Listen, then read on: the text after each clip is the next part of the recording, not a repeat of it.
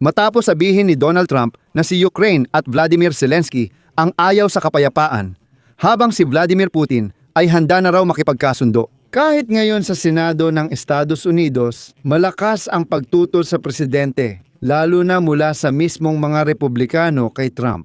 Ngayon, tahasan na nilang tinawag na duwag si Trump at ayon sa kanila, nagbibigay ng serbisyo si Putin gamit ang bibig niya at nadadala si Trump sa mga iyon. Nagbigay talumpati si Roger Wicker, makapangyarihang senador at tagapangulo ng Senate Committee sa United States para sa usaping militar, bilang suporta sa Ukraine. At habang nagtatalumpati si Wicker, binanggit niya na sa buong mundo ay mayroong ilang mga mainit na lugar ng tensyon. Ngunit pinakamapanganib ngayon sa mundo ang digmaan ng diktador ng Russia na si Vladimir Putin laban sa kalayaan at kanluran sa Ukraine. Ayon sa senador, malinaw na walang interes si Putin sa mapayapang negosasyon na pinatutunayan ng paulit-ulit niyang pag-atake sa himpapawid sa Ukraine. Sa huli, sinabi ni Wicker na si Putin ang pinakamalaking kontrabida sa mundo at si Trump ay duwag kung wala siyang magawa laban dito. Nagbahagi si Wicker ng sariling reseta para sa estratehiya kontra kay Putin na halos kapareho ng matagal ng sinasabi ng Ukraine. Ang pangalan ko ay Alexi Pechi. Talakayin natin ang paksang ito ng sabay-sabay. Pero bago tayo magsimula, hinihiling ko sa inyo na mag-subscribe sa channel, pindutin ang like at mag-iwan ng kahit anong komento sa episode na ito at sa dulo ng episode kung sa tingin ninyo ay naging interesante at kapaki-pakinabang ito. Suportahan ang channel sa YouTube sa pamamagitan ng donasyon o bayad na subscription gamit ang mga ibinigay na link at detalye. Sa video description, nakasaad na suportahan ang channel ni Alexi Pechi. Pumili kayo ng kahit anong format na komportable para sa inyo. Magpapasalamat ako sa kahit anong suporta mula sa inyo. Wala tayong dahilan para ngumiti pabalik kay Vladimir Putin o pagkatiwalaan siya maliban sa pag-iingat at paghamak. Pinuno ng Senado para sa sandatahang lakas na si Roger Wicker, isang Republikano, ay ipinagtanggol ang Ukraine matapos akusahan muli ni Trump ang Ukraine ng pagpapahaba ng digmaan. Dito, paalala ko lang, noong ika-14 ng Enero, sinabi ni Trump sa isang panayam sa ahensyang Reuters na ang Ukraine daw at hindi Russia ang nagpapabagal sa pagbuo ng kasunduang pangkapayapaan. Narito ang kanyang sinabi, "Sa tingin ko handa na si Vladimir Putin na makipagkasundo. Sa tingin ko, ang Ukraine ay hindi pa ganoon kahanda na makipagkasundo." Sinabi ni Pangulong Volodymyr Zelensky ng Ukraine bilang tugon na ang Ukraine ay hindi kailanman naging hadlang at hindi magiging hadlang sa kapayapaan. Malinaw na patunay ang malalakas na pag-atake ng Russia na ayaw ng Kremlin sa kasunduang pangkapayapaan. Pagkatapos, nagsalita si Senador Wicker para ipagtanggol ang Ukraine at matinding pinuna si Trump. Iuulat ko ang kanyang sinabi. Ilalagay ko sa description ng video ang link ng talumpati ni Senador Wicker sa social media. At kung ikaw ay matinong tao, pumunta ka sa link at sa mga komento sa channel ni Senador Wicker. Magpasalamat ka sa kanyang posisyon tungkol sa Ukraine.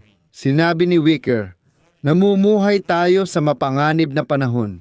May kaguluhan sa mundo, sa ating hemispero, Europa at Indo-Pasipiko. Pero gusto kong ipaalala sa aking mga kasamahan na ang pinakamapanganib sa lahat ng ito ay ang digmaan ni Vladimir Putin sa Ukraine laban sa kalayaan at kanluran. Sa nakaraang taon, pinagtawanan ni Vladimir Putin ang proseso ng kapayapaan ng Ukraine. Patuloy na pinatindi ang kanyang mga pag-atake sa kalapit na bansa. Palagi niyang ipinapakita na wala siyang interes sa mapayapang negosasyon. Nagbibigay lamang si Putin ng mga salita tungkol sa kapayapaan. Ngunit ang kanyang mga gawa ay nagpapakita ng kawalan ng interes. Hindi dapat pilitin ang Ukraine na isuko ang teritoryong kontrolado nila. Hindi dapat makuha ni Putin sa negosasyon ang hindi niya nakuha sa labanan kung saan siya ay nabigo. Ngayon, diretsahan ang sinabi ni Wicker kung ano mismo ang dapat gawin ni Donald Trump. At ito ang kanyang sinabi. Dapat gumanap ang Estados Unidos ng papel sa pagbibigay ng seguridad sa Ukraine sa tuloy-tuloy na paraan at dapat ratipikahan ng Senado ng Estados Unidos ang mga garantiya na ito kung magkakasundo sila.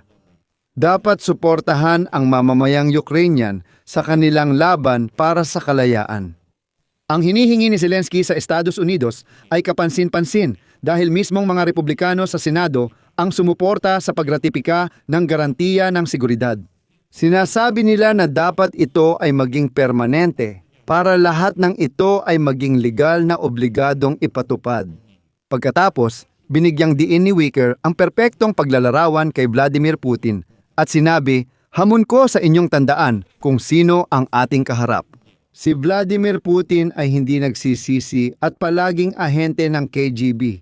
Isa siyang diktador na may dekada ng pagdanak ng dugo, pinakamalaking magnanakaw sa kasaysayan at kriminal ng digmaan na dapat nakakulong ngayon. At syempre, sinungaling si Putin. Kapag ngumingiti siya sa mga negosyador ng Amerika, umaakto siyang parang kaibigan natin siya. Walang dahilan para ngumiti o tratuhin ng personal si Putin, maliban na lang sa pag-iingat at paghamak. Matapos ang 4 na taon, alam na ni Putin na hindi sigurado ang kanyang tagumpay. Dumarami ang mga Amerikanong nakakaalam nito. 70% ay naniniwalang hindi igagalang ni Putin ang anumang kasunduan sa Ukraine. Si Putin ay gawa sa parehong uri ng tao, tulad ng mga terorista sa buong mundo. Sa kanyang mga pag-atake sa mga sibilyan, ay nakikita natin ang pagkakatulad sa mga terorista ng Harakat al-Muqawama al-Islamiyya na naghasik ng lagim sa mga komunidad ng Israel. 7 Oktubre 2023 terorista ang mga kaibigan ni Putin. Narinig na rin ito sa Senado ng United States. Si Putin ay totoong terorista at dapat tratuhin tulad ng mga terorista ng Harakat al-Muqawama al-Islamiyya sa Gaza Strip. At hindi dapat sabihin, gaya ng sinasabi ni Trump, na gusto ni Putin ng kapayapaan, na may maganda siyang relasyon kay Putin at kung ano-ano pa. Si Putin ay kasing sama ng terorista at dapat tratuhin din siya ng ganoon. Hindi yung pinapadala pa sina Steven Witkoff at Jared Kushner sa Moscow para kausapin siya. Pero itutuloy ko ang sinabi ni Wicker.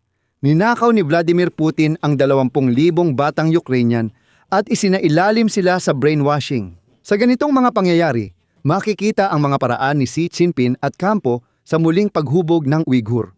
Kinukulong din ni Putin ang mga dissident.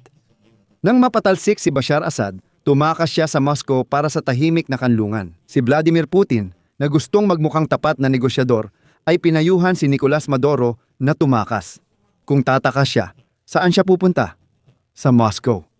Matagal ng kaalyado ng Moscow ang Cuba at ngayon iniisip ng leader ng Iran ang mga opsyon niya. Saan mo tingin siya magtatago? Moscow lang ang lugar. Nandyan ang grupo ni Vladimir Putin. Pero kay Putin, ramdam pa rin ang impluensya ni Adolf Hitler.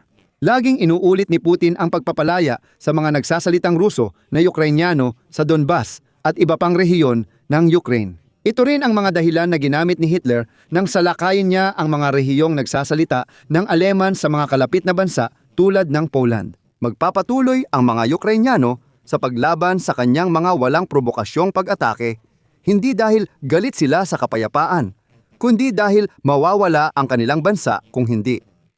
Alam nyo, hindi ko nahahabaan ang pagtalakay sa talumpati ng Republikano Senador. Idadagdag ko lang mula sa sarili ko na napakahalaga na makarating ang ganitong pahayag sa pandinig ni Donald Trump. Sa Enero, 11 makipagkita siya kay Vladimir Zelensky at mga lider ng Europa sa Davos Economic Forum. Gusto ko sanang maniwala na ito ang mag-aayos ng lahat ayon kay Donald Trump. Pero dito na lang muna ako titigil. Ilagay ang opinyon at konklusyon sa komento, mag-subscribe, pindutin ang kampanilya, at i-like ang episode. At gaya ng inyong natatandaan, kung naging interesante at kapaki-pakinabang sa inyo ang episode na ito, maaari ninyong suportahan ang channel na ito sa YouTube sa pamamagitan ng inyong donasyon gamit ang mga link at detalye na nasa description ng video na ito. Yun lang po, ingatan ninyo ang inyong sarili. Paalam sa lahat.